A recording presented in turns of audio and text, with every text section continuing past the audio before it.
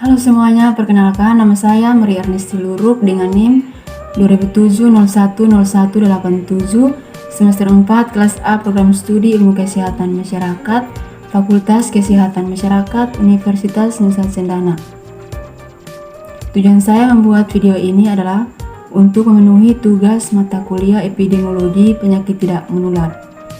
Pada kesempatan ini, saya akan menjelaskan kaitan antara hipertensi, arteriosklerosis, penyakit jantung koroner, stroke, dan diabetes mellitus, serta kaitan antara faktor risiko merokok, konsumsi serat, obesitas, alkohol, dan stres dengan penyakit-penyakit tersebut. Nah, jadi pertama-tama saya akan menjelaskan pengertian atau definisi dari penyakit-penyakit tersebut. Yang pertama, hipertensi.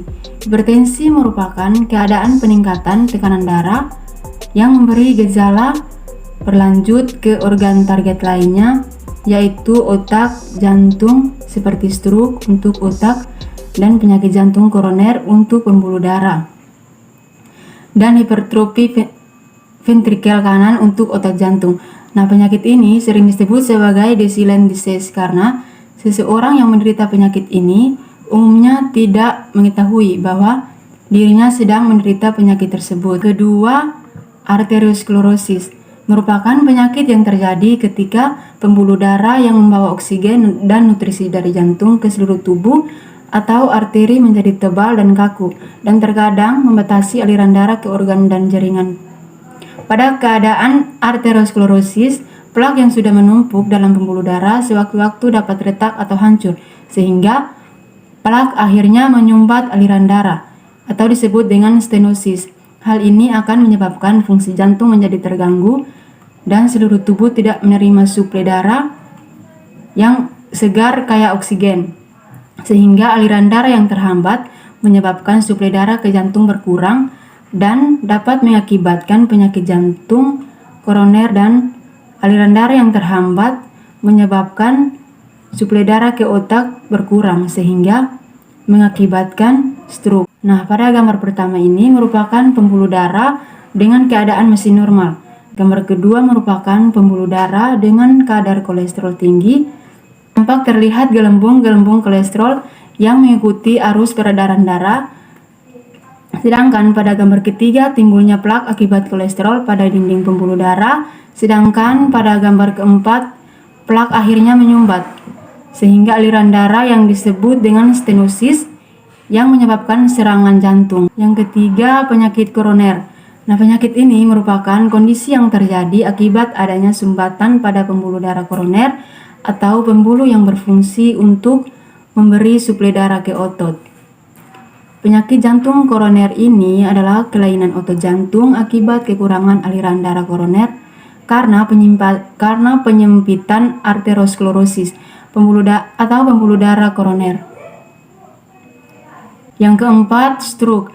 Stroke merupakan satu penyakit di bagian saraf yang menyerang pembuluh darah dan memberikan cacat tubuh yang berlangsung kronis dan dapat terjadi tidak saja pada orang-orang berusia lanjut, tetapi juga pada orang-orang usia pertengahan yang masih aktif dan produktif sekitar 40-50 tahun. Yang kelima merupakan diabetes mellitus. Penyakit ini merupakan suatu gangguan metabolisme kronis dengan multi etiologi yang ditandai dengan kadar gula darah yang disertai dengan gangguan metabolisme karbohidrat, lipid, dan protein sebagai akibat dari insufisiensi fungsi insulin. Selanjutnya saya akan menjelaskan keterkaitan antara penyakit-penyakit di atas. Semakin tinggi tekanan darah seseorang, maka semakin tinggi pula risiko orang tersebut terkena penyakit jantung bahkan stroke. Nah, awal dari semua penyakit komplikasi itu yaitu kehilangan keseimbangan. Ketika tekanan darah tinggi naik, maka seseorang akan kesulitan berjalan karena tengkuk, leher, dan punggung akan terasa berat dan pegal. Hal ini disebabkan oleh kadar kolesterol yang langsung menyerang syaraf keseimbangan. Penderita bisa langsung jatuh secara tidak sadar dan tiba-tiba. Seperti hasil penelitian dari WHO menunjukkan bahwa hampir setengah dari kasus serangan jantung disebabkan oleh tekanan darah tinggi. Nah, tekanan darah yang terus meningkat dalam jangka panjang akan terbentuknya kerak atau plak yang mempersempit pembuluh darah koroner. Padahal pembuluh darah koroner merupakan jalur oksigen dan nutrisi atau energi bagi jantung. Akibatnya pasokan zat-zat penting atau esensial bagi kehidupan sel-sel jantung jadi terganggu. Pada keadaan tertentu, tekanan darah tinggi dapat meretakkan kerak atau plak di pembuluh darah koroner. Serpihan-serpihan yang terlepas dapat menyumbat aliran darah sehingga terjadilah serangan jantung. Nah, penderita tekanan darah tinggi berisiko 2 kali lipat menderita penyakit jantung koroner. Penyumbatan pembuluh darah diawali dengan stroke. Stroke merupakan gangguan saraf otot yang dipengaruhi pembuluh darah dan berpusat pada kepala. Biasanya gangguan saraf otot yang di otak tidak terkoneksi dengan saraf motorik sehingga tangan yang bisa diserang tidak dapat digerakkan karena aliran darah tidak mengalir pada bagian tubuh tersebut. Nah, bagian terparah dari gangguan pembuluh darah ini yang disebabkan oleh hipertensi yaitu komplikasi pada gagal ginjal dan jantung. Karena aliran darah yang tidak merata, maka beberapa fungsi organ tubuh akan terkena imbasnya. Nah, gangguan darah turut mempengaruhi volume darah yang mengalir ke jantung. Jadi, biasanya penderita hipertensi juga merupakan penderita jantung. Kemudian, penderita diabetes mellitus disebabkan karena penyakit kardiovaskular seperti jantung koroner dan stroke. Glukosa yang berlebihan yang mengalir dalam darah lama-kelamaan akan merusak pembuluh darah. Nah, kerusakan disebabkan antara lain karena terjadi penumpakan lemak akibat kolesterol atau plak yang menyebabkan pembuluh darah yang menjadi kaku sehingga mempersempit jalan darah. Buruknya sirkulasi darah ke seluruh tubuh termasuk jantung.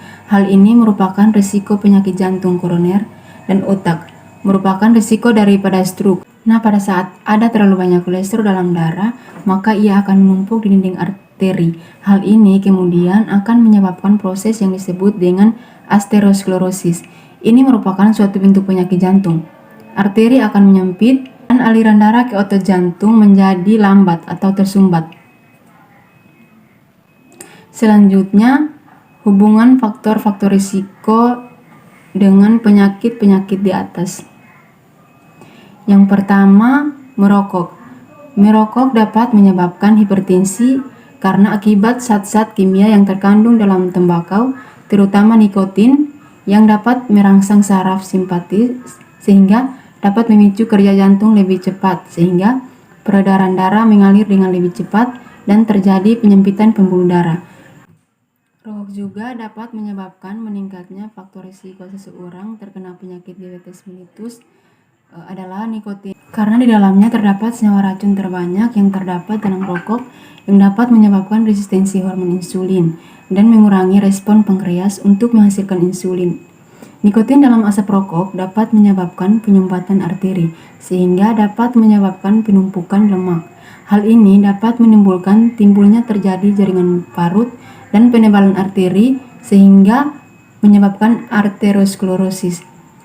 Yang kedua, pada serat. Pola makan yang cenderung tinggi, lemak dan rendah serat dapat meningkatkan kadar kolesterol dan trigliserida darah sebagai pemicu timbulnya aterosklerosis yang dapat berkembang menjadi penyakit jantung koroner, stroke, dan komplikasi vaskular lainnya. Faktor berikutnya adalah obesitas. Obesitas menjadi faktor risiko berbagai penyakit, salah satunya adalah hipertensi. Orang dengan obesitas berisiko 2 kali mengalami hipertensi, karena ketika seseorang berlebihan berat badan, dalam hal ini adalah obesitas, resistensi pembuluh darah sistematik akan meningkat sehingga menyebabkan tekanan darah tinggi atau hipertensi. Nah, kelebihan berat badan menyebabkan peningkatan kadar asam lemak dan peradangan yang menyebabkan diabetes. Berdampak pada berkurangnya elastisitas pembuluh darah sehingga mudah menjadi kaku dan penyempitan pada bagian dindingnya. Hal inilah yang menyebabkan orang-orang dengan kelebihan berat badan lebih rentan terserang penyakit kardiovaskular. Salah satunya adalah aterosklerosis. Yang berikutnya adalah alkohol. Kesehatan jantung dan tekanan darah dalam tubuh akan selalu terkait dengan faktor usia dan faktor risiko lainnya. Salah satunya adalah mengonsumsi minuman alkohol dalam jumlah yang banyak. Konsumsi alkohol berat dapat memberikan efek buruk bagi sistem kardiovaskular seperti tekanan darah tinggi, stroke, dan jika dikonsumsi dalam porsi yang lebih kecil, alkohol dapat bekerja dengan melebarkan pembuluh darah sehingga dapat menurunkan tekanan darah. Sementara itu, jika alkohol dikonsumsi secara berlebihan dan dalam waktu yang lama, maka alkohol memicu hipertensi pada seseorang atau memperparah gejala yang sudah ada. Karena alkohol dapat mempersempit pembuluh darah yang dapat berujung pada kerusakan pembuluh darah dan organ dalam tubuh. Berikut stres. Ketika pada saat seseorang mengalami stres, maka hormon adrenalin akan dilepaskan dan kemudian akan meningkatkan tekanan darah melalui kontraksi arteri dan peningkatan denyut jantung, dan apabila stres berlanjut, maka tekanan darah akan tetap tinggi sehingga orang tersebut akan mengalami hipertensi. Stres yang tinggi dapat memicu kadar gula darah dalam tubuh yang semakin meningkat, sehingga semakin tinggi stres yang dialami oleh penderita diabetes mellitus, maka diabetes mellitus yang diderita semakin tambah buruk. Aterosklerosis terjadi akibat penyempitan dan pengerasan pembuluh darah arteri. Kondisi ini dipicu oleh sejumlah kondisi seperti kadar kolesterol tinggi, penyakit diabetes, tekanan darah tinggi, kebiasaan merokok, gangguan tidur, obesitas, hingga stres. Arteri berfungsi membawa darah dari jantung ke seluruh tubuh. Pada arteri terdapat lapisan yang dikenal sebagai endotelium yang memungkinkan darah mengalir lebih mudah. Nah, saat endotelium mengalami kerusakan, maka kondisi ini yang akan memicu penumpukan plak pada dinding arteri. Saat plak terus-menerus bertambah dan mengeras, maka dapat menyebabkan pengerasan dan penyempitan pembuluh darah sehingga mengganggu aliran darah ke seluruh tubuh.